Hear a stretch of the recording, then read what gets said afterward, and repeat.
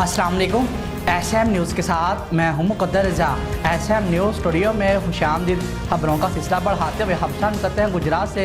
सराय आलमगीर ज़िला गुजरात में बहरिया टॉप के मलक रियाज की अपने भांजे मलक बिलाल के नाम पर शुरू करदा मेट्रो सिटी हाउसिंग सोसाइटी ने आज ज़मीनों पर कब्जा करने की कोशिश की और चूहा गाँव के मकीनों की मुज़ाहमत पर फायरिंग कर दी, जिससे खातून समेत 2 अफराद शहीद और 8 जख्मी हो गए। बाद अज़ा इलाकों के लोगों ने जेटी रोड पर लाशों के साथ एहतजाज किया और मलक रियाज और उसके भांजे मलक बिलाल की मेट्रो सिटी सोसाइटी का हेड ऑफिस भी जला दिया।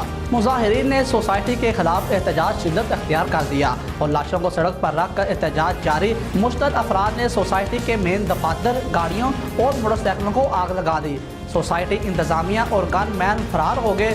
गुज़श्ता रोज सोसाइटी मालिकान के खिलाफ मुतासरा ज़मींदारों ने एहतजाज किया तो सोसाइटी मालिकान और गन मैनों ने एहतजाज करने वालों पर हमला कर दिया और फायरिंग से 2 अफराद को हलाक और दर्जनों से ज़ायद अफराद को लहूलुहान कर दिया। जख्मियों में खवातीन और बच्चे भी शामिल हैं। मुतासरीन ने लाशों को मेन सड़क पर रख कर एहतजाज शुरू कर दिया।